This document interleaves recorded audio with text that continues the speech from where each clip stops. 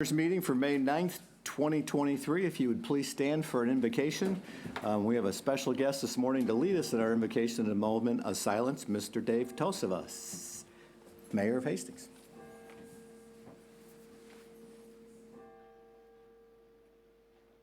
I'm not going to lead you in invocation. I'll let you do that. But we're here this morning to pay our final tribute to Roger Karras. Roger passed away on April 19th, 2023. For 42 years, Roger was our fire chief. For almost 50 years, Roger helped keep us safe 24/7. He took his job very seriously. Roger was a dedicated public employee that had no problem taking charge, and he would let you know when he was in charge. Roger left his life as our fire chief, but he also left us as our friend. Rest in peace, old friend. Please join me in a moment of silence.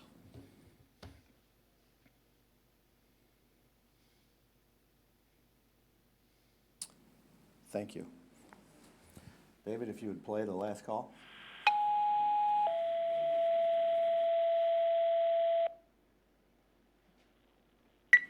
Attention all Barry County fire personnel. On behalf of the Hastings Fire Department and the community, it is with deep sorrow and regret to report that after 49 years of heroism, bravery, and service, Chief Roger Karras has completed his last and final call.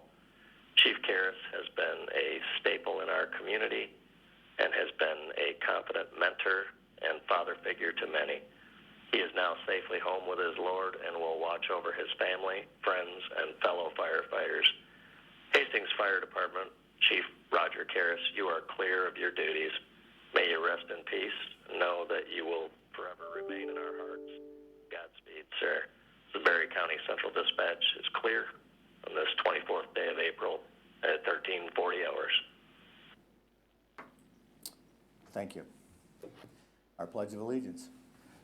I pledge allegiance to the flag of the United States of America and to the republic for which it stands, one nation, under God, indivisible, with liberty and justice for all. You may be seated. Madam Clerk, would you call the roll? Carlton? Thank you. Campbell? Here. Doster? Getty? Here. Hatfield? Here. Smelker? Here. Tennyson? Here. Jackson? Here. Reports from state and county officers at this, written agenda. At this time, any member of the public or the board members, commissioners may change the written agenda. Yes, sir. Can you please pull J off the consent agenda? Removing item J. We will add that under items for consideration after item G. Mr. Chair, could you pull off H as well? Pull off item H.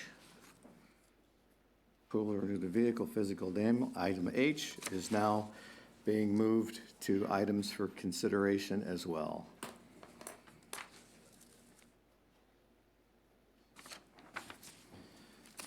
Item H, item J. Further requests from commissioners? The agenda is approved as amended. Reports from state and county officers. At this time, any state or county officers that has an update for the board?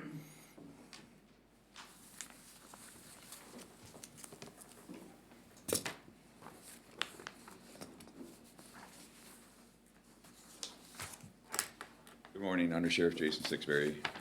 Just bringing, I appreciate the information with Roger Karras and everything. I've known him, or actually he knew me for 56 years because I really didn't know him as a baby, and I've coached his grandkids and known the family for a long time.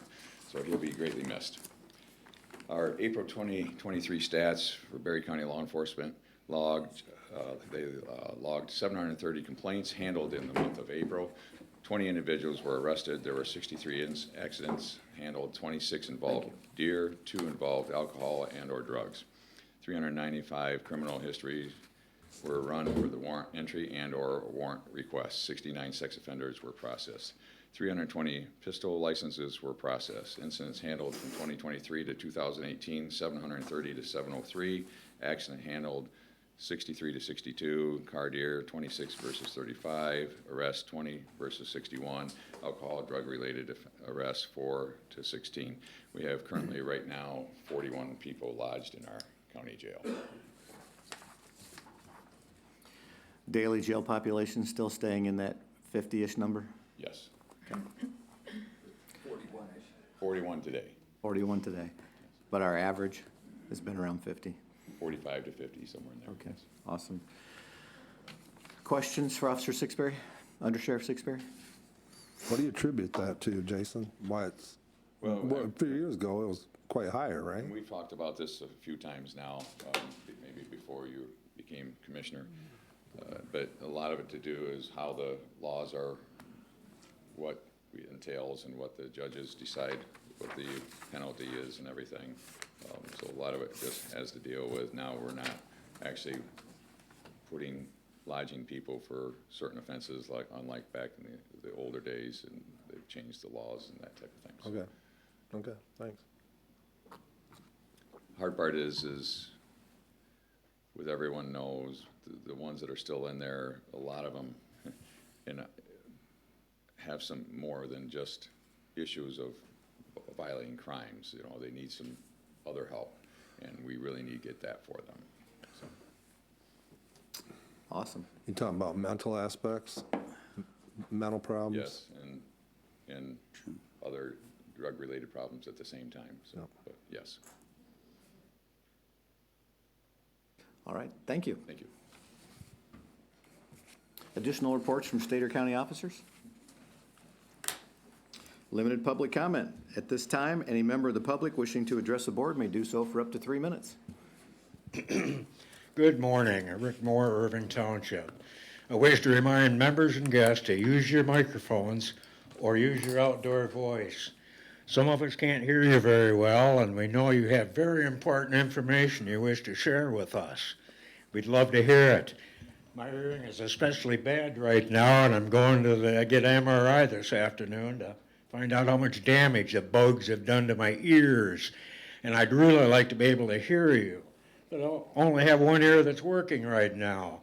And it's difficult to read your lips when you're looking in the other direction. So please use your outdoor voice and speak into the microphone, including all the members in here. You've become kind of casual a little bit, and some of you have a delightfully quiet voice.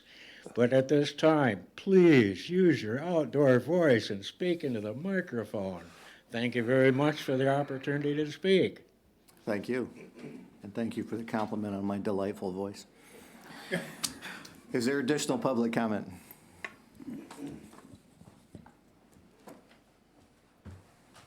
Gary White, Nashville. I watched the meeting from last week, and once again, a $1.5 million liability fund, or what, you know, and what caught my attention is when the jail fails, we'll have this fund.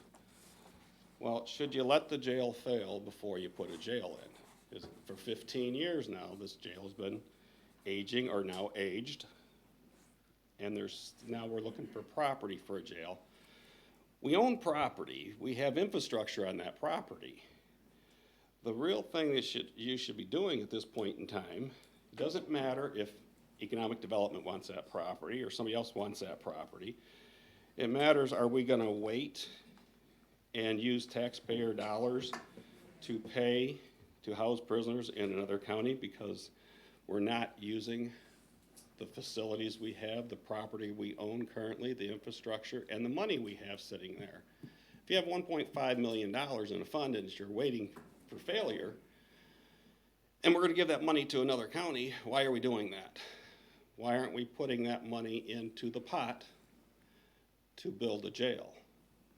You got the bond rating, use it, build a jail. You have money. It was also talked about how the revenues have went up. Well, and when that, I think it was Michonne, I'm not sure if you have her name, she told us that county's gonna have revenues going up for years. It's not going to be, oh, we're gonna lose money all of a sudden because of the way the taxes are set. You need to plan and build a jail, the community members have told you, no, we don't want to fund a jail. Mike Carlton at Maple Grove said he agreed with me that we should not be, the county should not be coming and asking for another millage for a jail. We need tax relief. You talked about the employees of Berry County needing more money because of inflation and how it's important. But you never talk about how the taxpayers need a break.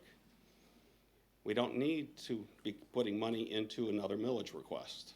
We need to look at what we have, how we can fund it, where we can fund it. We need to look at that now before it fails and we start sending Berry County taxpayer dollars out of the county to house prisoners because county commissioners for 15 years have kicked this jail down the road. Thank you. Thank you. Additional public comment? My apologies, I did neglect to let you know that Sheriff Leaf did mention that we were going to have two new deputies graduating last Friday, which May 5th, Carter Hewitt and Ricky Odette graduated from Mid-Michigan Academy at LCC, and they were sworn in on the same day, so they are now sworn law enforcement deputies for us, and appreciate the previous board allowing us to go for that grant to help put them through the academy. Thank you. Additional public comment? Hearing none, we'll move ahead. Various correspondence. Does any commissioner have correspondence they'd like to share with the board? Okay. Consent agenda, Commissioner Hatfield. Thank you, Mr. Chairman. I move the following. Approval of the April 18th, 2023 Board of Commissioners meeting minutes.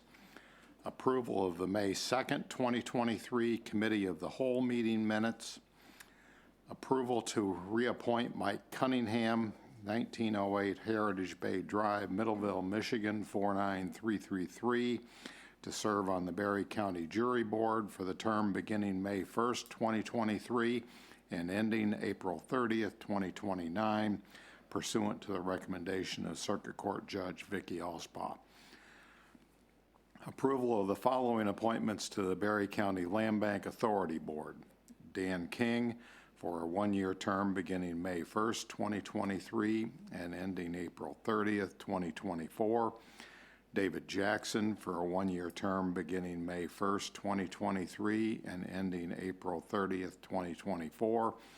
And Jim McManus and Chelsea Foster for two-year terms beginning May 1st, 2023, and ending April 30th, 2025. Approval for Jennifer Heinzman on behalf of the Berry County Land Bank to apply for a blight elimination grant from the State Land Bank Authority, and to authorize Jennifer Heinzman to sign the application, contracts, and amendments if the grant is awarded. Approval of the 2022-2023 Child Care Fund Plan and Budget Amendment, and authorize the chair to sign it. Approval of the 2024 budget calendar, and approval to pay the Assistant Controller 1 monitor position based on grade 3 of the General Fund Department Head and non-represented pay scale effective 5/2023. Is there support? Support. Motion by Hatfield, support by Getty for all items listed on the consent agenda. Discussion is not allowed and a roll call vote is required. All those in favor vote aye, opposed nay. Madam Clerk, will you call the roll? Campbell. Aye. Doster. Aye. Getty. Aye. Hatfield. Aye. Smelker. Aye. Tunison. Aye. Carlton. Aye. Jackson. Aye. The consent agenda is approved. Presentations. Paul Romer with Faro.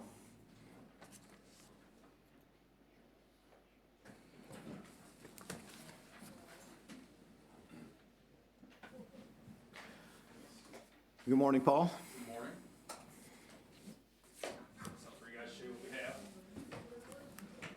All right, so good morning. My name is Paul Romer. I'm a field applications engineer with Faro Technologies. I was invited here by Berry County Sheriff's Office So they are looking into purchasing a laser scanner, 3D laser scanner, for use in collision reconstruction, crime scene documentation, and pre-incident planning, such as scanning schools for blueprints and 3D walkthroughs. So Sergeant Ware here asked me, you guys had unfortunately a fatality last week on M37. He shot that with the total station, which they currently have, which shoots one laser point at 1 second, or at a time. This shoots 2 million at 1 second. So I want to show you guys the comparison of the two. So I believe in the file back there, were you able to open up that file I gave you? What's the name again, please? M37. Then if you guys would like, I'll show you what this does too. It just spins around in a circle and shoots millions of laser points at 1 second. Okay, once inside laser M37, then what? We'll start with the, what did you name it? AOI final rest. So this is, if you can see on the screen, this is from the total station that you guys currently use. Again, this is 1 point at a time. So one officer or deputy is standing there working the machine, and another one's holding a prism on a pole. And you walk lane line to lane line, 1 tire at a time for the car. And it draws a simple document like this. So what they're looking to purchase, if you go to the one that says, let's go top down. Should be the Nitro PDF here. So this is all from 3D laser scanner data. Again, it shoots 2 million laser points per second and creates an accurate diagram of the roadway. So on this, I was able to take accurate measurements, they're accurate to plus or minus 1 millimeter at 30 feet. And then I placed in the 2 vehicles because we came after the fact. And you can document your crime scenes and collision scenes from this scanner and software. You can also do different analysis such as bullet trajectory if there was a shooting, crush analysis on vehicles, animate the vehicle based off the black box in the car to show what happened at the time of a collision. Do you mind going to the one that says Jeep? I apologize, my software only let me put it in side or PDF here. So this just kind of shows you the 3D view. Again, there's no pictures here. That is, of course, they put the hay down yesterday before I was able to scan it. But that's just an image of where the Jeep landed and the Malibu, and shows you kind of the different elevation here that you'll get from a laser scanner. Appreciate that. And then there's a folder called Scene to Go on there. And it should be the one that says Start Scene to Go in Windows. It should be the very last one at the bottom inside that file, please. So when the deputies, investigators are done scanning a scene and putting their project together, you create what's called a Scene to Go. This is your court deliverable. Do you mind clicking on the eye, the little eye icon there? Thank you. And then on the top, should be a little map on the top here. Yep. So this essentially creates a Google Street View of the crime scene. So this is used, you can put it in 3D mode, but this is gonna take the images from the scanner and let you walk through your scene. So if you don't mind, you can click on the one that says, just any of them, you just double click on them. Thank you. And now it allows you, gives you a panoramic photo to move through your crime scene, or your collision scene, or whatever you scan. So you can actually rotate around in that software. And if you just double click on the next, I call them the teardrops, it'll move you down to the next scan position. So now you can walk through your crime scene very easily in court or wherever you need to present to. You can also take measurements in this software, add video, add photographs, radio recording if you needed to. So pretty interesting software here and very useful for crime scene and collision application. So the last thing inside that file is there's a video. It says pre-incident planning of school. So this is another thing you can do with lasers. You can go into schools and churches, important infrastructure in your area, and you can create a 3D diagram. So if, God forbid, there was an active shooter situation, officers have an accurate layout of the school. So it should be, I created a video of the school. Pop up in just a second.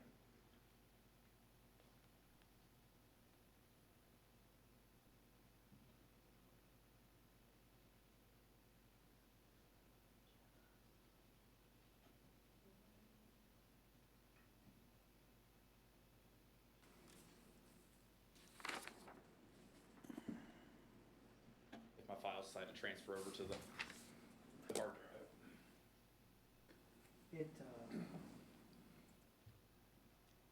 Stand by. Paul, can I ask a question while we're waiting for that? When you said that you can do compression, does that mean that you can tell how fast a vehicle is going to make? Yeah, so previously I was a law enforcement officer myself for 10 years down in Kentucky, and fatal car accidents was my specialty. So you can use what's called a crush analysis, and you take different points from the damage and measure it out, and then take an exemplar vehicle, so one that's not damaged, and measure from like where the bumper is, and it'll tell you how fast the vehicle's going. So doing it by hand is a pain in the rear, let's just say that, and it takes a couple hours to do. In the software, you can do it in about 3 minutes.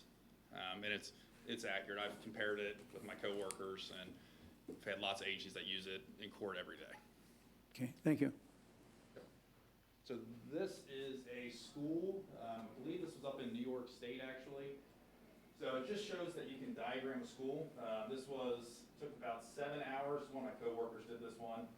And I want to say, I'm sorry, this one was like 4 hours. It was like 228 laser scans.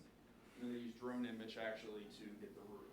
The reason you don't see the roof is in the software, you use what's called a clipping box, and you can kind of hide the roof in it, so you're not deleting any points or any evidence, but you can hide it because you're in the 3D world now. So you can see in from a top-down view of each room you're in. So again, very important to say it was a crime scene. You could show where a witness was standing or where incidents occurred just from a top-down angle. But you can also make 2D diagrams off of this that are HD. So each officer or deputy could have that in their vehicle if they were responding to an incident. Your dispatch center could have this and walk them through the school via radio.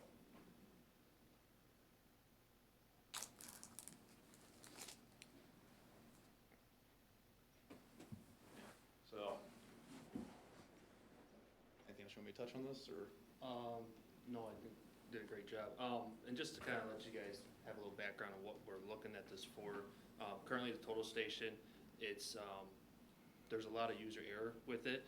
We have one deputy or officer holds a pole, and they have to try to hold it perfectly straight, level, up and down, which is nearly impossible to do. And if they're off by even just an inch, our measurements overall can be off by feet. So when it comes to accuracy, that's an issue, especially when we're recording skid lines, locations of vehicles, things like that. With this, there's no manipulating it. It comes with a certification of accuracy. And our total station, we can only use it outdoors. This we can use indoors. So we have crime scenes. The prosecutor's office, they want to be able to walk through the scene. We can give them the video file, like the school was done, instead of having to have them go all the way out or get buses to take jurors out to a crime scene. We have it. It's recorded exactly how it was when we were there. So that's some of the big benefits as to why we're looking at this versus trying to do another total station, which our current total station is outdated. We can't get the parts for it. Yesterday, I spent 45 minutes plugging it in, unplugging it, plugging it back in before it finally let me download it. So we're just at a point where it's exceeded its life expectancy, and we're trying to move to newer, better technology that's going to serve the community a lot better. So, How old is the total station? 2011 or 12? I think 12. 2012 is when we got it. So it's 10 years old. Okay. We are going to try to present this to the board next week as commissioners to implement this for requests for it. The other best part about this is if it goes to trial for crime scene type thing for the prosecutor, Julie Nackford Pratt, they actually have expert witnesses that will come in and testify, and it doesn't cost us a thing. We just have a yearly maintenance that we have to do for everything, so. Yeah, there's yearly maintenance fees, and then I actually happen to live next door. I live in Wayland, so just pretty lucky that I live there. And then since you touched on on this, one thing I forgot to add is every scan is digitally hashed after it gets done scanning inside the software. What that means is it applies a signature that cannot be changed. So nobody can manipulate the data. And if for some reason somebody can, there's a calculator you can plug it into, and it'll tell you that it's been corrupted and changed, but it's all assigned on the spot, and that was created for the federal government. All right, so this is primarily use will be accident reconstruction or accident documentation. So accident documentation, crime scene documentation, so if there's a homicide or something of that nature. And then, again, pre-incident planning, so you can scan all your schools, you can scan your courthouses, any major infrastructure. So this is recording skid marks, it's recording everything involved with the vehicle collision? Correct. Okay, and you said, in a crime scene, it could also project bullet flight? Bullet trajectory analysis, so if a bullet, will say a bullet struck a beam here, it obviously creates an entry hole. So you stick a rod in there to figure out the trajectory, and the software can recognize that and tell you approximately where the shooter came from. Okay, It was just used in Louisville. They just had their big bank shooting a few weeks ago. They use this on that. Nashville uses it a lot for that. I think Kent County's even used it for bullet trajectory. So it's used all over the country. Nashville, Tennessee, by the way. Tennessee, sorry. Yeah, sorry, Tennessee. Apologize.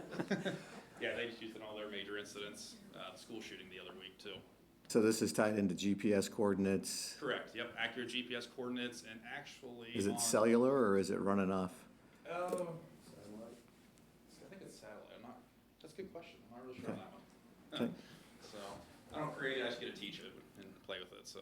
Okay, questions from commissioners? Sounds like we're gonna hear about this next week in some more detail. Mr. Chair, since we have a prosecutor here, can we ask her whether she's supportive of this technology? Yeah. And the reason we had him come in today or requested it today is because he teaches on Tuesdays, so this is one of the only Tuesdays he could come in and do this with us. Okay. What was the question? I'm sorry. Are you supportive of this technology? Absolutely. So myself and Assistant Prosecutor Jessica Payne, who's does a lot of trials. I do some trials. She does a lot of trials. I had her come with me.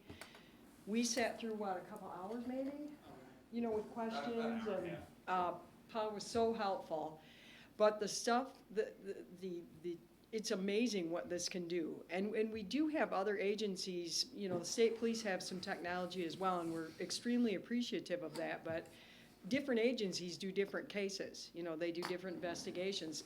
Granted, they come together sometimes and help each other out, and we appreciate that. But I think it would be excellent if the sheriff's department could have this technology. But one of the other things that really grabbed at me was the schools, the hospitals, the things that this technology could do to prepare our law enforcement for a disaster. God forbid I don't want a disaster in our county, but you just don't know. We don't know anymore. You know, if you'd have asked me 5 years ago, I'm not sure I would have included that into this discussion, but we have to. We have to, and we have to be the best prepared we can be. So he did a lengthy presentation to us about the schools and, you know, any building really, hospitals, courthouse, whatever you want. And to me, that was really important to our community as a whole. And to have the sheriff's department, to have a police department be able to to be able to implement that, so to better the safety of our community, I think is amazing. But as a prosecutor, I tried a couple of homicides over the last 2 or 3 years, and one of them involved a rampage shooter. And he injured, there were 17 victims, 2 deceased, and we did have technology from the state police that I think Scott was there, Burnett, and I think if we'd have had both, Scott was there and was able to take some measurements and so forth, but I think if we'd have been able to have both, we would have been able to put that technology together. We were still able to get the case across to the jury, and it came out successfully, thankfully. But I just think anything we can show a jury or anything we can look at, I go out to the scene of a homicide personally, I prefer to do that, but if I had something I could have that I could study when I'm studying for trial, I think that would be excellent. So yes, our office supports this. And you would think that the defense office would support it as well? I think that's helpful to them too, because part of our job isn't just to try cases, it's to study the evidence and see if we really should be trying a case. That's part of our job on both sides. So I think this would be an excellent tool for them too, because, you know, they have the obligation of representing people that are accused of crimes. And so I think this would be an excellent tool for their side as well. And so we are very supportive. And Scott has just been so helpful in helping us understand over the years, Scott and then his predecessors with crash reconstruction. And it's real helpful. Thank you. Dave. Commissioner Campbell. Thank you. I was able to attend the presentation over the Titan Center, which was a very good job, by the way. Much more in depth, obviously, because time concerns. But as a guy that thought the black and white TV was a big deal, this thing is something else. It's just incredible the time it'll save, manpower, and the accuracy. It was really a great presentation, and I just really appreciate it, and be very useful. Awesome. And Commissioner Smelker, just real quick, we do have it on Jump Drive if anybody wishes to see the whole presentation from the other day. Good to know. Commissioner Smelter. Does anyone else in Berry County, any other police agencies like City of Hastings or nearby counties have this? Kent County has them, they use them. Allegan County wants one, they haven't gotten one yet. The next closest would be Portage, PD has one. Battle Creek, Kalamazoo County or city? I want to say city. Oh, sorry. In this area, you have Kent County has one, City of Wyoming, Battle Creek, Portage, Berrien County down closer to Indiana, Holland. I think there's a couple more. There's about 10 within an hour's drive, 10 different agencies within an hour's drive that has it in this Thank you. area. And then, one more thing. The thing about the times, we talked about time. The scans we did yesterday took about 45 minutes for 10 scans to collect all that data. So. And then in about an hour and a half, I got 56 points on the total station. So you're talking millions and millions of points that can't be manipulated, that are easily recorded and measurable, versus 56 points that can be manipulated and aren't necessarily completely accurate. I mean, we talked about over a foot, possibly over a foot off on the measurements. So. Training-wise, obviously new technology, that's not something you're going to hand off to anybody to use, so. Correct. So it's either 3 or 5 day training. And what we have offered, Scott, is since I live so close, the training cost is essentially wiped out, and I'm going to come do a 3-day class essentially for free to train everybody and certify up Okay. to 6 officers, I believe, or deputies. And that training also, prosecutor's office or administration can attend. They're not trained, but they can attend for no cost. So we already talked to the prosecutor's office. If they want to send a couple other people down to that training to watch and see what we're going to be doing, they're allowed to attend that. So it's like six total deputies that can actually be trained through Farrell, but then, even if like a commissioner wanted to come to the training, they would be allowed to see what we're being trained on, to understand the technology and what our capabilities will be. Awesome, thank you. Commissioner Getty. Is it practical to seek partnership with other law enforcement agencies like the City of Hastings or our villages that have their own departments? So when it comes to the accident reconstruction side of it, I am currently the only accident reconstructionist in the county in any of the agencies, with the exception of Michigan State Police. Berry Township, Prairieville Township, they each have one officer from each township that is going through the process right now, but are not reconstructionists yet. So to try to partner up as far as that aspect goes, I don't see it being possible. If you're talking crime scene, things like that, again, now we have an issue of how many people are going to have their hands on this technology and this equipment, and the potential of it getting lost, damaged, things like that. So I would say, as far as my perspective, I would want to keep it within the sheriff's office, so it's ours. We know we're going to have policy in place on how it's supposed to be used and handled, and that way it keeps safe, it keeps it updated. We don't have to worry about warranties and things like that, because we're going to do exactly what Farrell tells us to do with it. I'm not sure if that was the question you were actually asking, but we are also here we help each other out. So if they request our assistance, if we have the ability at that time to do it, we'd be more than happy to assist them in any of their scenes if we have the ability to do it at that time. I was thinking twofold of being able to process scenes throughout the county, in various jurisdictions, but also being able to help with the expenses of it. Thus, right now, it's roughly just under $63,000 to purchase this whole system, and that's including everything, basically. So that's the main thing, and if we had to turn around and purchase a new total station, we can't repair the old one. That's, I mean, we just can't do it.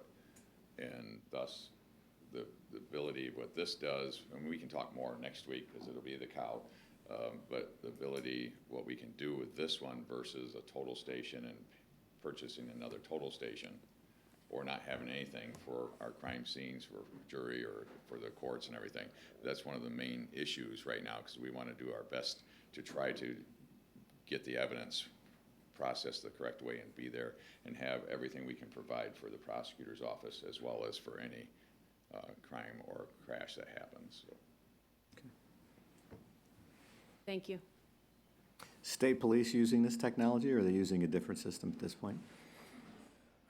Currently, I don't believe they're using any 3D laser scanner technology Okay. that I'm aware of. I think it's kind of based post by post. Okay. I'm not aware of them around here using it. I don't know of. I know they're not using it for their crash scene around here, but like most things with the state police, they're very traditional and moving advance from the total station. They just haven't gone away from that. I never got a true answer as why. The only thing I ever heard from their 6th district reconstructionist or 5th district reconstructionist was, this is what we use and it's what we always used. So it's kind of like the old red bubble on top of the car. Why do they keep it? It's tradition.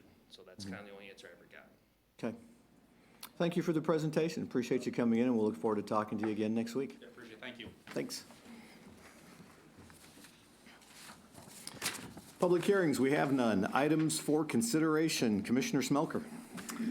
I move for the approval of claims in the amount of $123,664.32, approved by the county administrator on 4/25 of '23. Is there support? Support. Motion by Smelker, support by Hatfield, for approval of claims in the amount of $123,664.32, approved by County Administrator on 4/25/23. Discussion? Madam Clerk, will you call the roll? Doster? Aye. Getty? Aye. Hatfield? Aye. Smelker? Aye. Tunison? Aye. Carlton? Aye. Campbell? Aye. And Jackson. Aye. The motion is approved. I move for the approval of prepaid invoices in the amount of $3,336,477.40. Is there support? Support. Motion by Smelker, support by Carlton, for approval of prepaid invoices in the amount of $3,336,477.40. Discussion? Hearing none. Madam Clerk, will you call the roll? Getty? Aye. Hatfield? Aye. Smelker? Aye. Tunison? Aye. Carlton? Aye. Campbell? Aye. Doster? Aye. Jackson. Aye. The motion is approved. I move for the approval of claims in the amount of $71,424.71. Is there support? Support Doster. Motion by Smelker, support by Doster, for approval of claims in the amount of $71,424 and $424,071. Geez, let me stir that again. $71,424.71. Discussion. Madam Clerk, will you call the roll? Hatfield? Aye. Smelker? Aye. Tunison? Aye. Carlton? Aye. Campbell? Aye. Doster? Aye. Getty? Aye. Jackson. Aye. The motion is approved.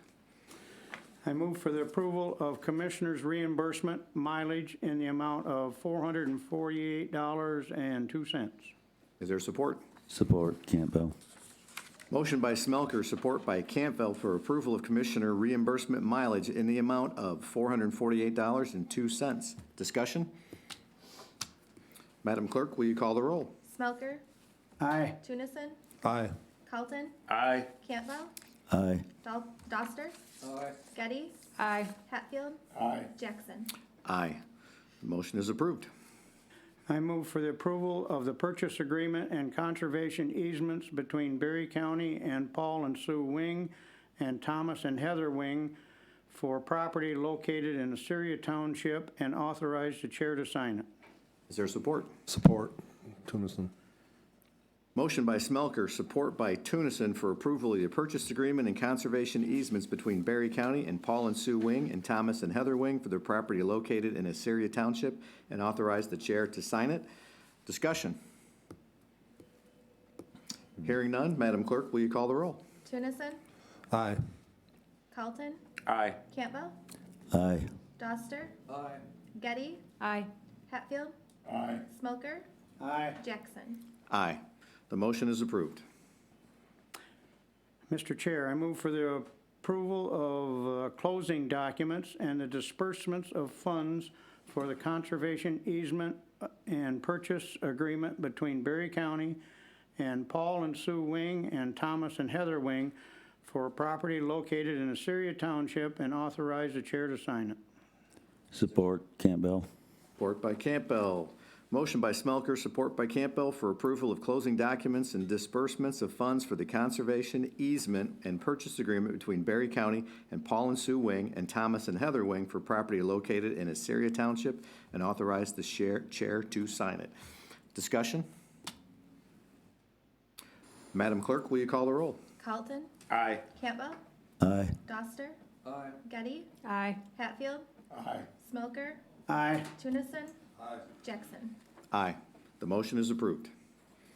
Mr. Chair, I move for the approval of attached pay scale for 2023, 2024, and 2025 for the general fund department heads and non-represented employees, increasing the wage scale each year by an additional 3% for 2023, 3% for 2024, and 1% for 2025, effective June 3rd, 2023, and to increase the salary for the general fund department heads in 23 and 24.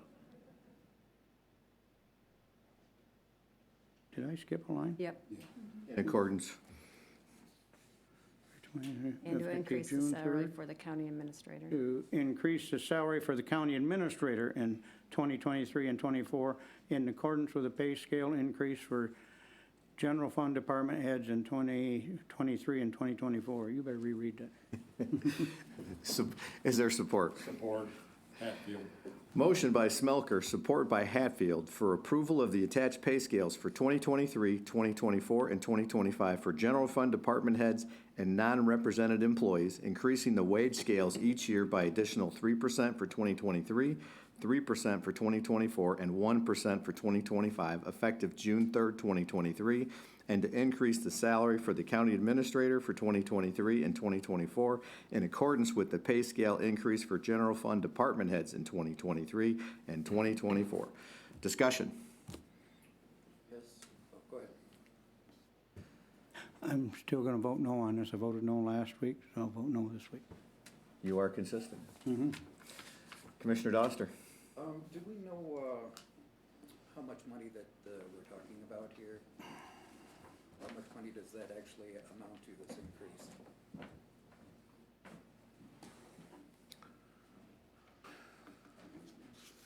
Excuse me. 2023, it's estimated at 600 and, no, pardon me, $455,804 is the first year. So yeah, it's a significant amount of money. That is our single largest expenditure, are our staff. So absolutely, it's And then the following year would be an additional 5% on that, yes. And do we have, I mean, has anyone in the board actually looked into this, whether we can afford to do this? I know we don't have a finance committee, which would be helpful in a matter like this to give an opinion to the rest of the board. Yeah, the information we were waiting for was the information that Mashia Rose gave to us from County Equalization. You might have been gone when she did that presentation. I saw it online. So, The increase expected in the property values increasing, that's where you think that this money will come from? county revenues have been fairly flat between 0.5% and 1.5% for years. just with inflation being very tame, well, with inflation going through the roof the last couple of years, that also impacted property values, which translated into a bump. And having conversations with several of our department heads, the one thing that kept coming back was that we need to do something for our county employees. So we have discussed that with Michael in some detail, and he's crunched those numbers, and we can show you that spreadsheet as well if you want to see what it looked like with various raises and scenarios.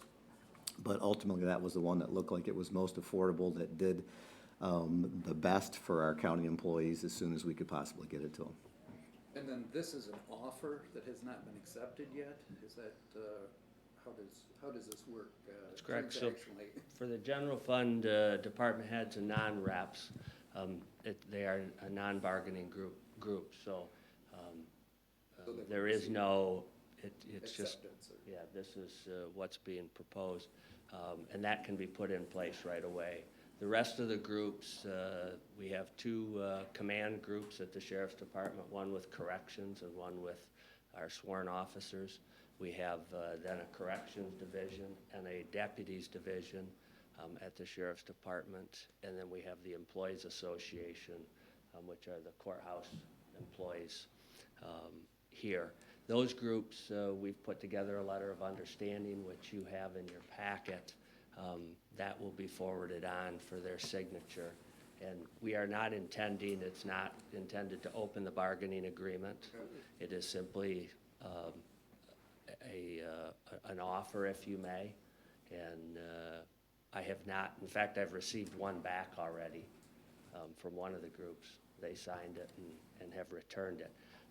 But I don't anticipate that we will have any resistance, if you may, from any of the other groups. I know that the board has had some discussions on building a new COA building. Do you see that this impacting this $500,000 a year for? I do not. No, we've already talked through where those funds are coming from and how to set those aside already.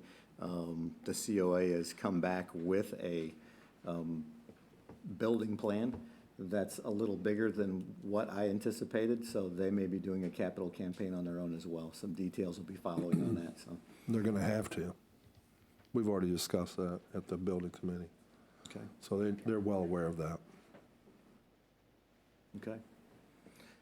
And just to go back to the conversation last week, Commissioner Tunison and Commissioner Smelker voted no on this, but they voted no on it because our current county compensation commission sets the rates of our elected officials' pay for 2023 and 2024. By statute, we cannot intervene even with an instance like this and raise elected officials' pay.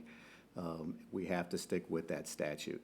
So to follow up on our conversation last week, I know we are going to talk to the Attorney General, Dana Nessel, on behalf of one of our state reps, and seeing, because of the extenuating circumstances with the inflation being a very large factor the last couple of years, if we could get an exception or a waiver to that, so we would be allowed to reward our elected officials as well. And we're talking full-time elected officials. We're not talking commissioners.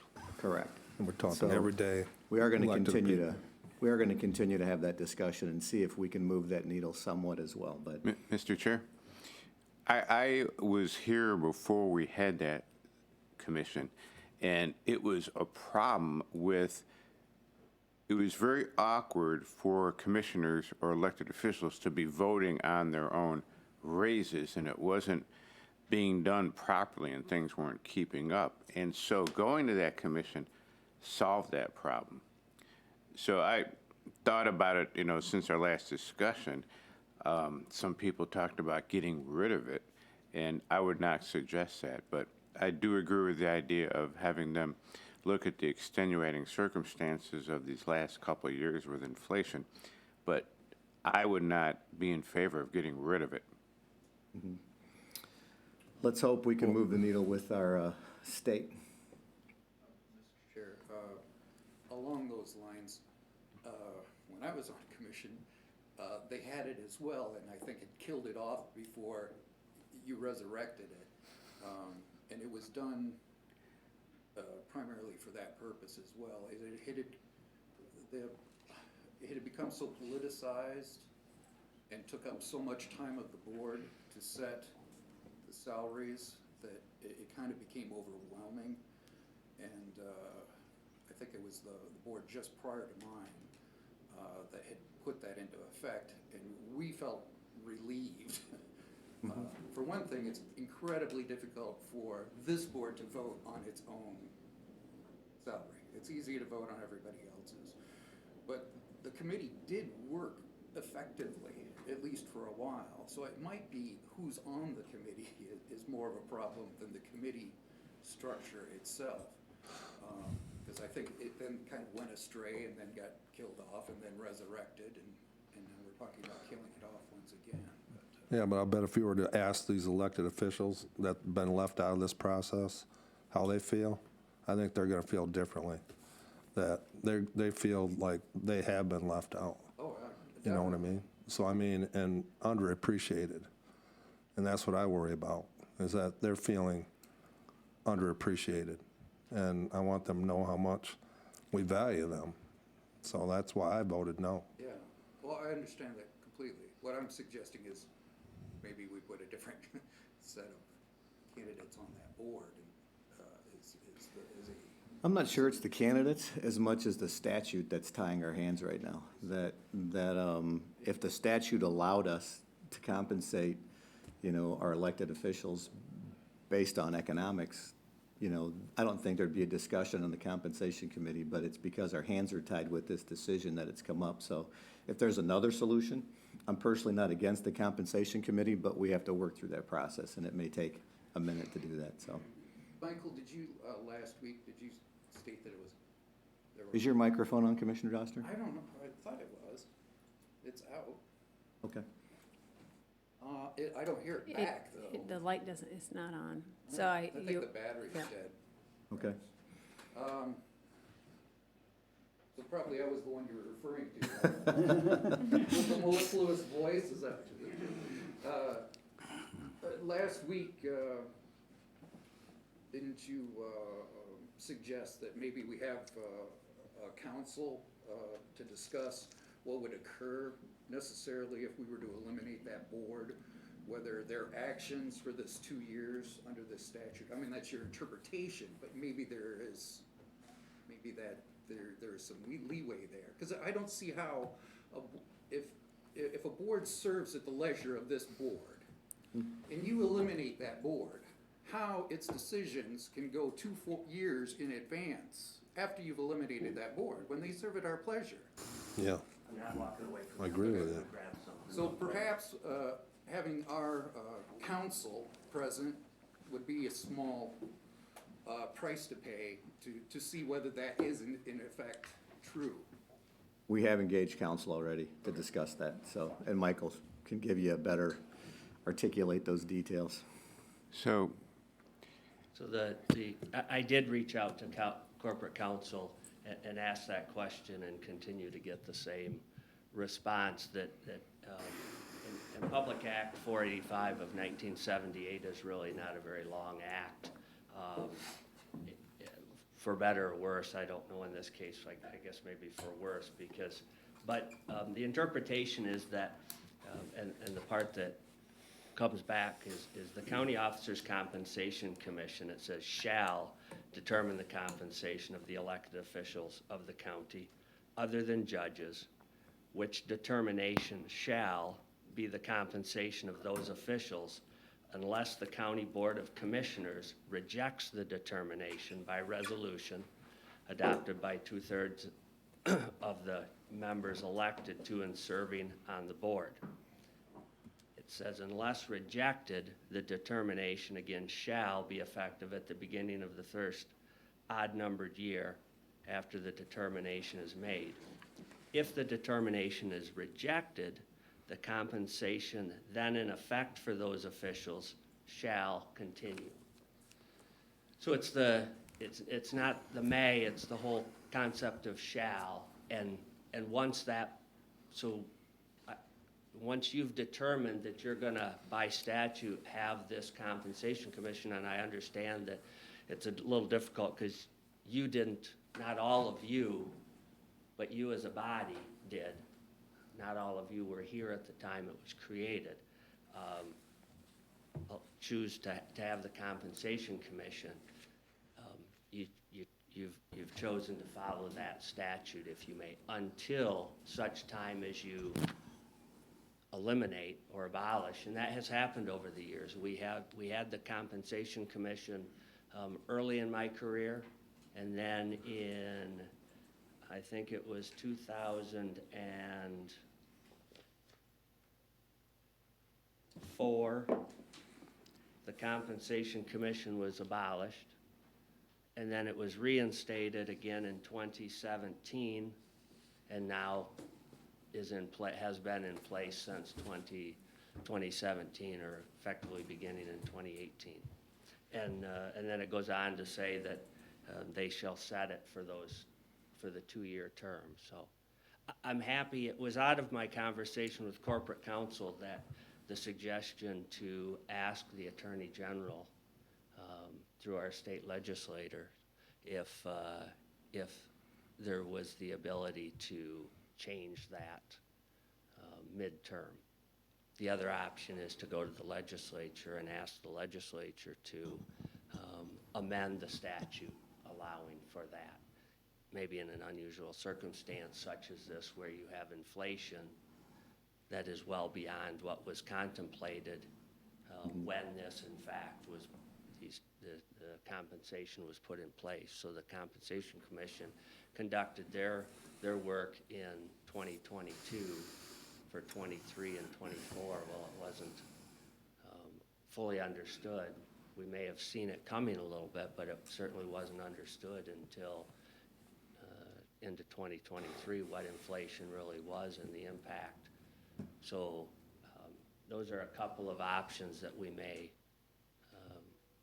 or at least have been suggested that we explore, and we can do that if the board would like. Other questions from commissioners? Yes, Mr. Chair. Part of this could seem like deja vu, because it seems like I might have had this conversation with you 12 years ago. But the possibility of connecting elected officials raises to either, represented bargaining unit, non-represented unit, or what the thought of, since inflation is the whole thing creating this, tying it directly to the rate of inflation.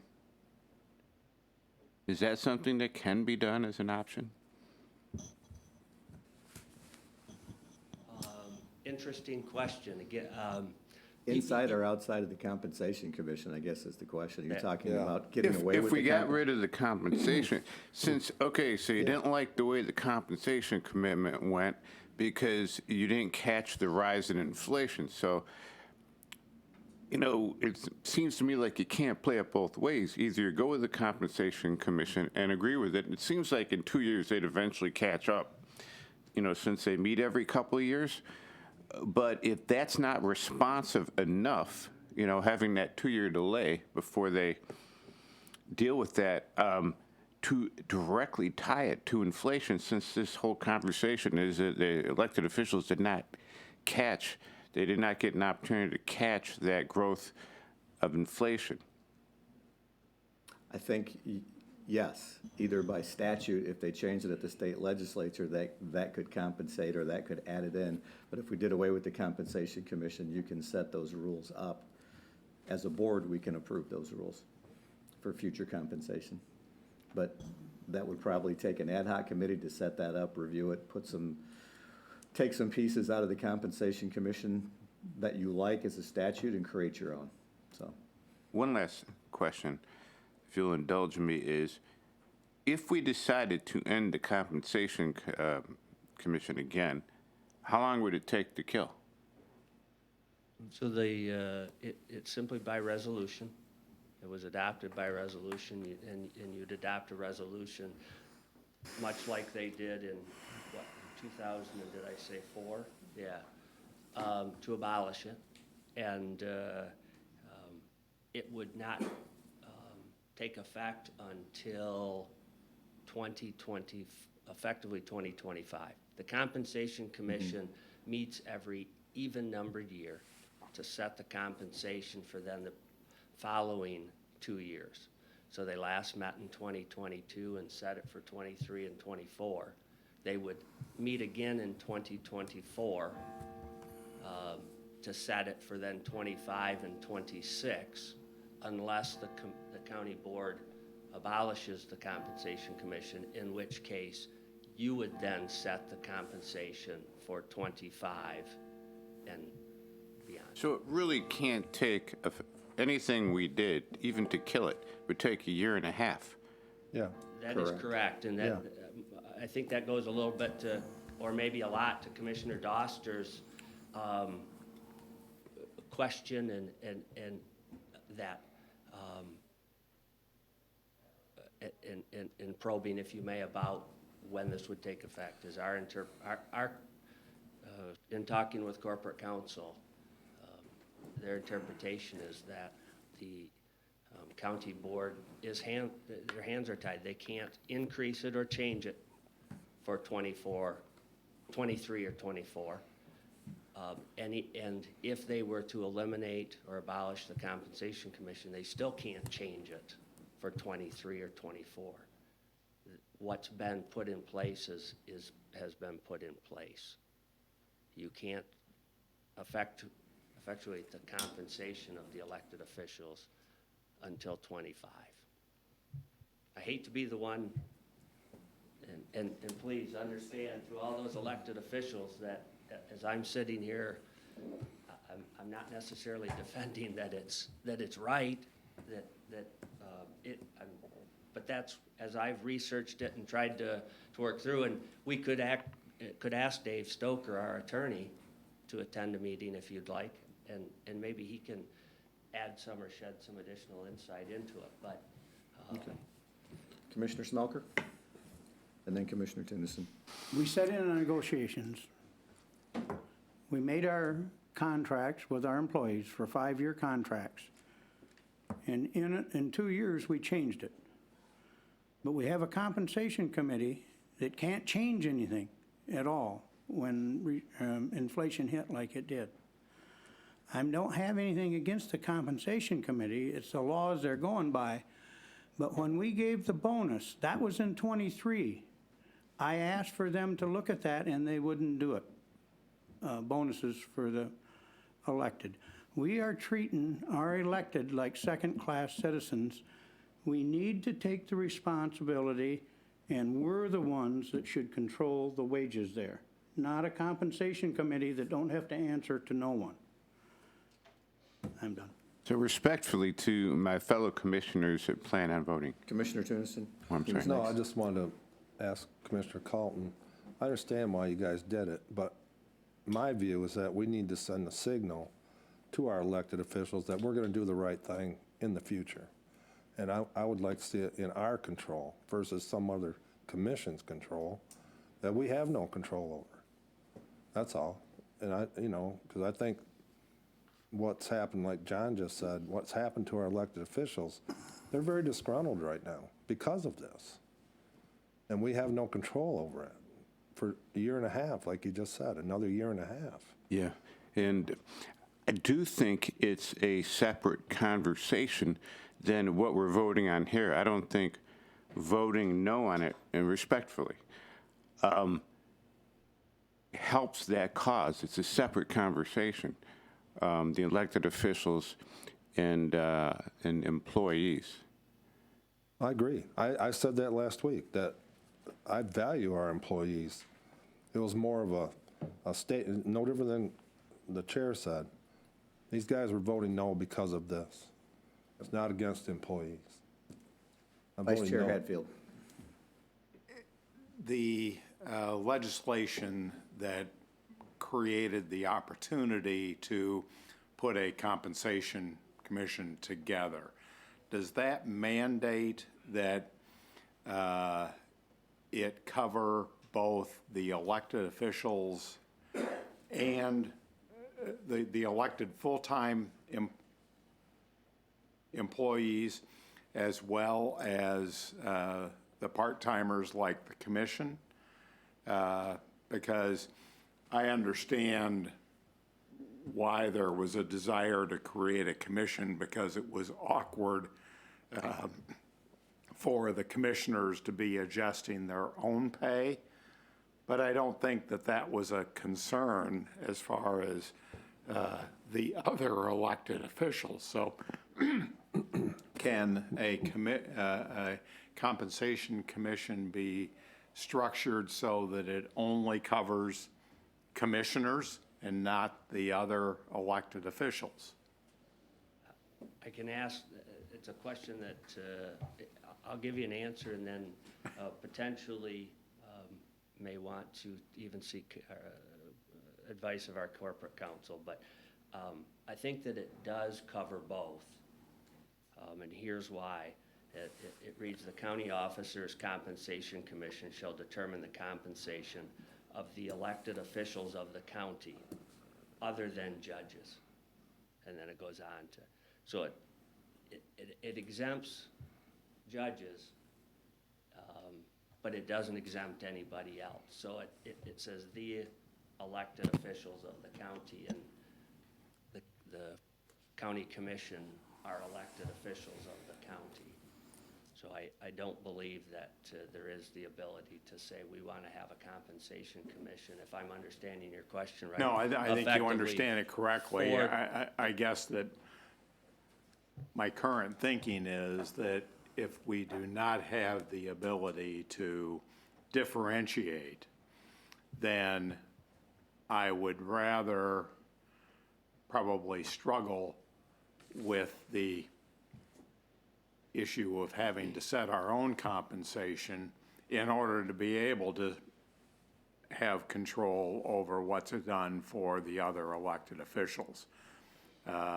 Yeah, it's just, you know, I realize there's a political price to pay for that, but I think I'd rather see us bite the bullet and have to struggle with that. But that's a conversation for another time. It's a future conversation, that's Yep. correct. If there are no other questions from commissioners, oops, Just Commissioner one Campbell? short input, everybody else is, so I'll take a shot at it.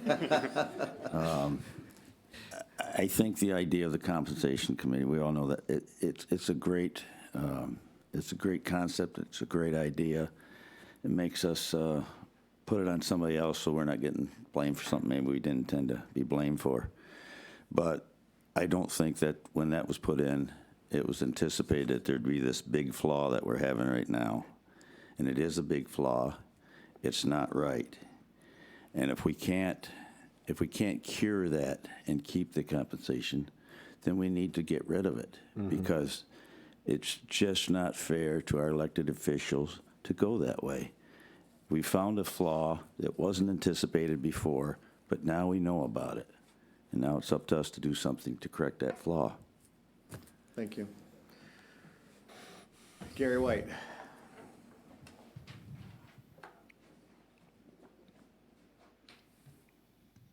Gary White. It's for 2 years. If elected officials can't hold off for the compensation committee to come back, it's for 2 years. When the compensation committee got put back in the state, the elected officials got quite a large one-time, and you're talking like $10,000, $15,000 that they adjusted up, okay? So you need to go back and review. Right now, this 3%, I want to address that because I asked the other one to be pulled off, Jay. If you have a $30,000 employee and he gets 3%, he gets about $900. If you have a $60,000 employee, he gets 3%, he gets $1,800, right? When those two employees go into the market down here and they look at that gallon of milk, guess what? That gallon of milk is the same for either one of them. Now we're talking department heads on this one right here. What in the world are they going to get? How many thousands of dollars? 400 and some odd $1,000. And you've already got agreements in place for all these people. You really need to look at, if you're going to do something for the employees of Berry County, a fixed rate for each employee. Have it $1,400 to adjust. If somebody is making more money, they don't deserve an astronomical amount more of money. because the rate of inflation when you go to that store is the same for that person that is just started here as compared to not. You're trying to negotiate a whole lot of money. It sounds like over $1 million in a couple weeks, where it takes months to do this in normal negotiations. You're not ready to make this decision today. You haven't invested enough time to find out what really needs to be done. You need to take at least one more meeting in Cow before you make a decision on either one of these things, because your problem is attraction, not retention as much. If you can't attract those people because your wage is too low, and then you make the gap even larger for the retention people that have been here, and then you can't attract the other people that you need here to get to that retention area, you're looking at the wrong thing. This can't be done in a 2-week process like you're trying to do because, oh, we have money sitting there. That money is not really sitting there. I was shocked when I heard $400 and some thousand for this group of people here. I don't even know how many's in this group of people and what the average increase is gonna be. Here, I'm going to interrupt for just a minute. That was for all of the bargaining, everyone, this group and the bargaining groups. My apology if I didn't answer What was the $600,000 for? Because you had another number that so I'm sitting there. No, it was I looked at the wrong, it was the 455 is what we estimate for the group. So it's not just for the department. But I'm still seeing the same people walking into the store, paying the same thing for that. So one person has to have a hamburger because he doesn't get the raise, and the other person can have steaks for the community. You gotta get a gallon of milk. Well, I can get a half gallon of milk as compared to getting a gallon of milk. You got to make it fair for all the employees with a raise, not by percent. It's just like what's said with Faro up here, right? Why does the state police, they have a red bubble on top? It's tradition. Percentages are tradition. Your need is not to stay in a tradition. Your need is to attract employees and put a wage in there that attracts them so you can have retention at a later rate. So you are not ready to make this decision today. You ought to table both of these things and look into everything. It's going to be a fiasco. Thank you. Additional questions for Michael?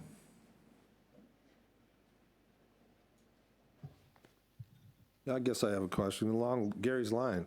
So, and he asked me this question, but what is our problem with, is it compensation, starting out pay, retention? I mean, obviously, it's just like I told him, any business is having the same problem, it doesn't matter. But I've heard you talk about pay scale before. Yeah. So, I mean, employee-wise, what's the best benefit for them? A bonus of 3% or, you know where I'm going with this. Well, sure, I'll do my best to answer it. Couple of things. As a percent, that is what is the standard. We have negotiated my career here. It has been percentages on the scales, right or wrong. As you look at how our peers do it, it's percentages. I'm not suggesting that there aren't some out there that do a flat dollar amount, but as we look and do comparable work, and I say we, our attorney often does that search. It is in terms of percentages.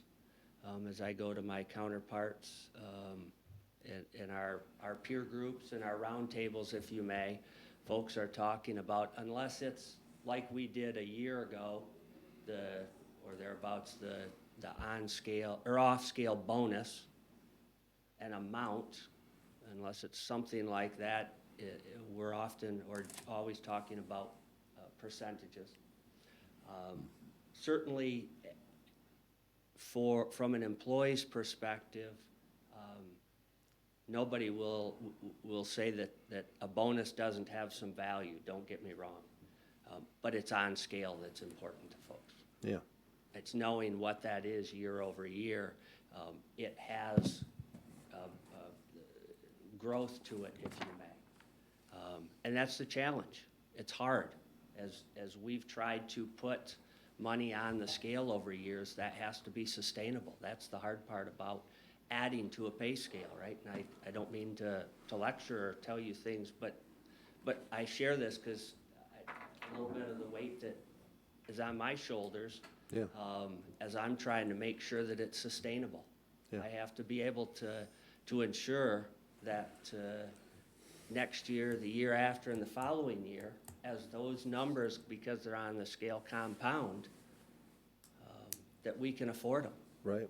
It does us no good to, and again, I guess I'm taking a minute to get inside of my head, and for employees and anybody else that's interested, it does no good to put too much on, only to have to turn around and make cuts. We've been very, very fortunate over my career that we've had stability. Unfortunately, that stability to some degree has gotten us to a spot that we now are behind. I can't tell you exactly how much we're behind. We could spend months trying to do comprehensive analysis and salary studies.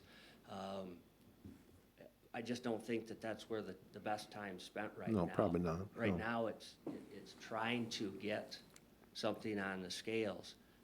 And while it does seem like a lot, 13%, no, 11%, I guess. Well, it'd be 13, but it's an additional over what we bargained on the two. So you're talking about 3, 6, 7, an additional 7% over 3 years.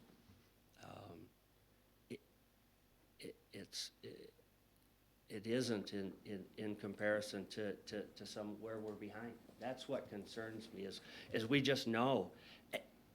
And the unfair playing field, if I can use that term, and I don't mean that when I say unfair, we don't have the tax base that Kent County, Kalamazoo, Calhoun County, Ingham County has, but those are and have become our, where we're competing both for talent and trying to retain where our talent is going. So we have to, I don't want to look at them too closely because I don't want to, I know what we're going to find out. Yeah. And we're not going to like it at all. Yeah. So Well- we're trying to really, with this bridge, some type of a happy medium that And I think as we get recognizes staff. into late 2024 and into 2025, and those contracts come up for negotiation again, we may very well have to look at compensation and see where we're at on the scale for some of those things right now. We did do the inflation impact bonuses. Those were done on a $4,000 basis to every employee. So we have done some of what Gary has suggested in the past. Not every employee. Not every employee. Thank you, sir. But right now, if we start trying to pick and choose who gets what and when, I don't think you're going to get buy-in from the unions. I think you're going to have pushback on some things because they're going to think some deserve more than others. You're gonna kick over a hornet's nest there that's going to take months and months to resolve. And the message that we have consistently got from courts, from department heads, from the people we've talked with is we need help. We need immediate help, and more so that has been focused around retention. About we have good people working here that want to stay here, that want to live and work in Berry County, but they need help. And that's what, when we took this into consideration and what we had available, we wanted to send some immediate relief as fast as we could to our employees and let them know that there is hope for the next 3 years, that they're not forgotten about. So that's where we came up with this plan of 331 going forward. I think it's a solid plan. It's a good plan. It's been well received from the department heads and the employees I've talked to. So it doesn't address everything, but I think Mr. White's comments are worth also taking note of and consideration. And at a time and a place when we do a finance committee and we have a little more time to discuss and go through some of this stuff, maybe we can look at this thing on a broader scale, but I think probably the time to do that is going to be moving into 2024 and 2025. So It's been a long conversation on this. Any other comments before we vote? Mr. Chair, in order to help build a little more consensus on this issue, because it's quite a large issue, and it'd be nice to have something that everyone felt a little more secure with, maybe. I would not be opposed to adjourning this another week and giving it a little more thought, or even having our attorney come to discuss the ins and outs of the compensation committee, because that seems to be sort of linked, even though it's not directly at issue here. I would be willing to do that. I would make a motion to adjourn this issue a week. Further discussion?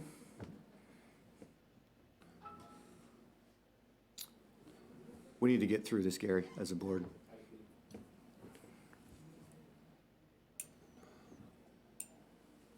I'm prepared to vote on it today. I think we've debated it, talked it through, and I think the Compensation Commission is an entirely long conversation we need to have at some point in the future to decide what we want to do with that. And I know Commissioner Tunison and I think Commissioner Smelker, I'm not sure who, has been working on an agenda request to address that issue, so. I was. And so there will be, that conversation will be coming up. Okay. Mr. Chairman, I'm just, from Robert's perspective. The motion dies for lack of a Okay, second. you're comfortable with Yes. that as long as, okay, I just wanted to make sure that there was, perfect. Thank you. Okay, Madam Clerk, will you call the roll? Campbell. Aye. Doster. Aye. Getty. Aye. Hatfield. Aye. Smelker. Nay. Tunison. Nay. Calton. Aye. And Jackson. Aye. The motion is approved. Consent items that were moved to items for consideration. Item H for the consent agenda, moved to items for consideration. Commissioner Smelker. I move for the approval of the renewal of the liability, vehicle, physical damage, and property and crime insurance coverage through the Michigan Municipal Risk Management Authority for the period of July 1, 2023 to July 1, 2024 in the amount of $481,247 and authorize the member representative to sign the agreement. Is there support? Hatfield. Motion by Smelker, support by Hatfield for the approval of the renewal of the liability, vehicle, physical damage, and property and crime insurance coverage through the Michigan Municipal Risk Management Authority for a period of July 1st, 2023 to July 1st, 2024 in the amount of $481,247 and authorize the member representative to sign the agreement. Discussion. Commissioner Doster. My question regarding it was, when we discussed it before, we're overpaying the policy $20-some thousand a year. Is that correct? That's correct. And that had accumulated to about $1.5 million. That's correct. And that amount, that's held in escrow, is it? That's a non-interest bearing money? Actually, it is invested, MMR, Is it? MMRMA. You have, invest- is it invested at 1/4%, or there's something, what would be comparable to what a CD would be? I do not know. I can find that out. I apologize.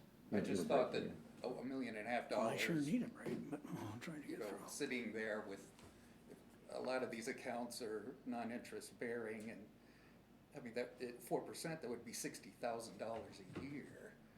Would be a substantial amount of money that maybe we shouldn't be overpaying into this account and holding it ourselves if we can invest at a higher rate.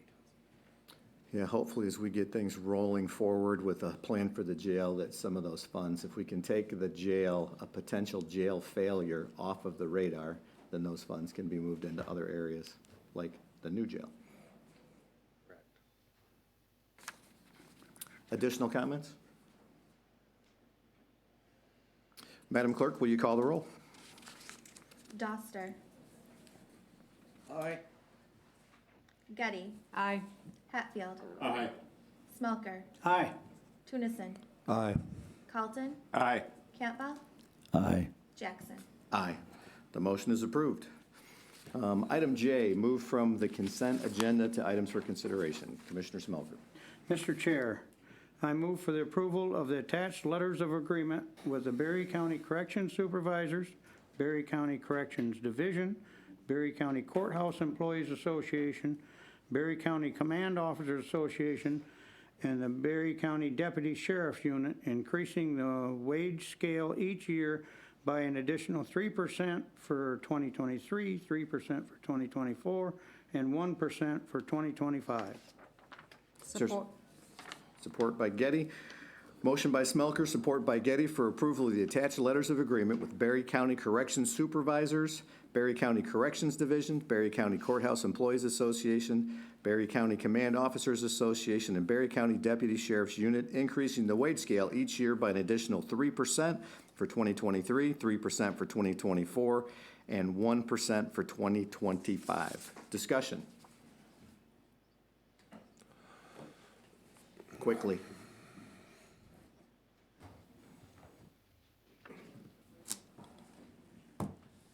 I asked it to be moved, but it also would have taken the first one that you just approved to actually do something. It's sad that we're stuck in tradition. We can't think outside the box. So the new employees that come in are still stuck at, well, not having much, looking for other ways. When you talk about Kalamazoo and you talk about Kent County being in the mix and stuff, let's talk about the concrete jungle of those things. Let's talk about the traffic jams. The traffic jams here are you have to wait an extra light in the morning or in the evening. The traffic jams there, you're talking about going 15 miles an hour in Grand Rapids. Let's talk about paying for parking. Let's talk about living in a place you don't really want to, or working in a place you don't want to live and you want to come back in here. Because you're stuck in your old traditions of this is how we do it, and we got to do it now because somebody might think of something different, it just doesn't work. You're going to pass this one also. It doesn't do nothing for your attraction of new employees of what, $700, $800, $900, but you have the retention of old employees that get thousands of dollars in raises. So did you do the right thing by running and rushing into it?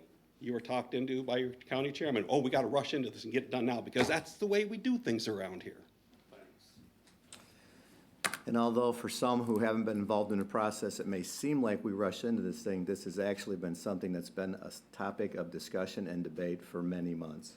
Just so you know, that it appears to some people when it pops up on the agenda that it's a rushed item, but I assure you, this has been well thought out, well discussed, talked about. I've talked to judges and county heads and stuff, just so you know.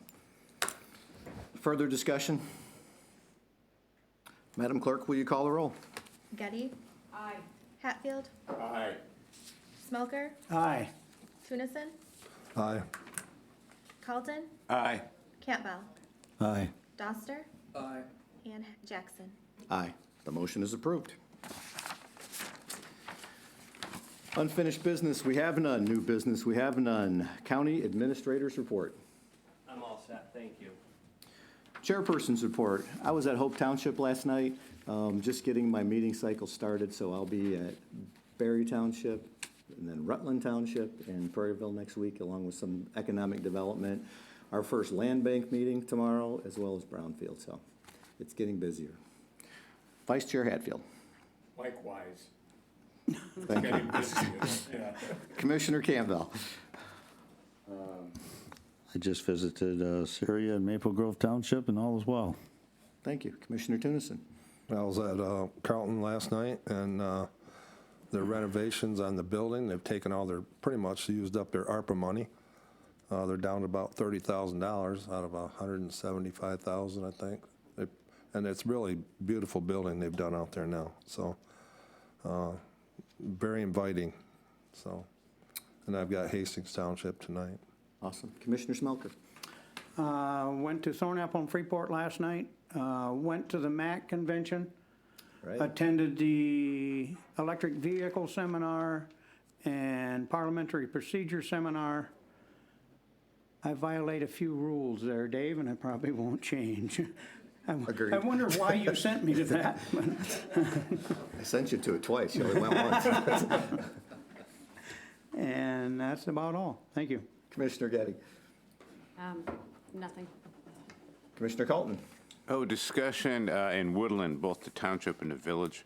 Lot of hail damage from a few months ago. Boy, if you look at that vinyl siding, it's just amazing how it just punctured through hundreds of holes. Woodland Village was having this discussion about they've gone to county zoning, and they were talking about, you know, happiness and unhappiness related to that. The Village of Nashville is discussing going to county zoning, and I'm going to put them in touch with some of the Woodland people so they can discuss how that experience has been going for them. And other than that, Nashville's been doing a $820,000 parking lot reconstruction project in the back of the stores. It's going to be gorgeous when it's done.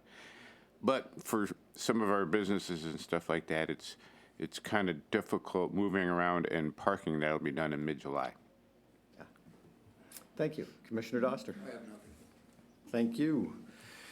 Limited public comment. At this time, any member of the public wishing to address the board may do so for up to 3 minutes. Thank you, commissioners.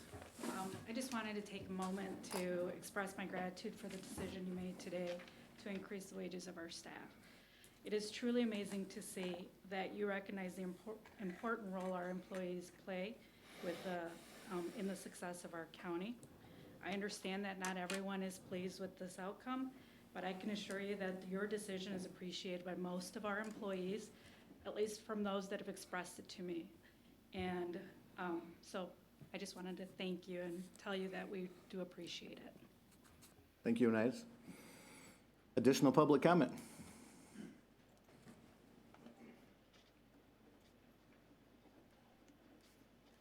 Dave Tospa, Mayor of the City of Hastings. In defense of what you're doing for your salaries right now, we had a workshop last night. It was about an hour long before our regular council meeting, and we talked about compensation for our employees. We're all in the same boat here in Berry County. You know, it doesn't matter if you're in Middleville, Hastings, or where you're at. We're all fighting for, we're fighting against Grand Rapids, Battle Creek, the bigger cities to retain our talent. In the last year, we've lost police officers, we've lost appointed officials, to other cities that can offer more money. I was really surprised last night when we did our compensation workshop. I thought our wages were pretty fair, but we are low on everything. And I assume, just listen to what you guys are doing. And I know that's not a decision you made overnight to do what you're doing. I think this board is doing a great job. I see a lot of positives happening, and I'm just hoping that we can emulate what you guys are doing, but keep up the good work. Thank you. And I appreciate you coming on short notice today. Thank you. Additional public comment.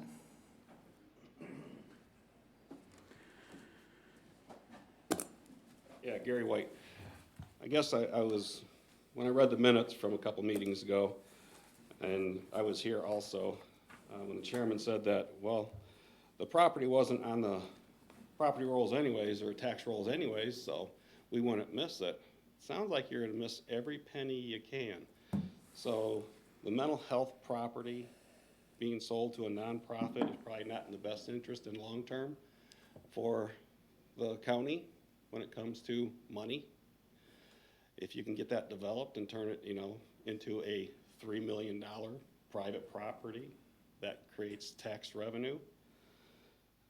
As compared to if the Y takes it over, creates no revenue for the county. It's something that needs to be considered. They have quite a few acres of property out there already that is, not helping the county and its economy, its income, its revenues. I guess if you can really afford to it, I'm not sure if you can afford to lower people's taxes down also then, correct? Thank you. Thank you. Additional public comment? Sharon, I'm looking at you. All right, hearing none. We have no other business. Commissioner comments. Commissioner Doster. I have nothing. Commissioner Calton. Commissioner Getty. Nothing. Commissioner Smelker. I've said enough. Vice Chair Hatfield. Nothing, sir. Commissioner Campbell. One thing. We realize in Berry County that we may be on the lower end on certain things, but we are at the top of the list of being a good area to live for our soul, and that's why I'm here. Amen. Commissioner Tunison. A couple things. I appreciate the discussion today about a lot of things that we've gone over, but towards the jail, I do want everybody to know here that we are being very aggressive on the jail. Chairman has been working diligently on it, and we are going to get something done with it. I'm convinced of that. Thank you. I have nothing. Without any objection, we are adjourned. Thank you, and have a great day, and enjoy this beautiful stretch of weather that we've been waiting for.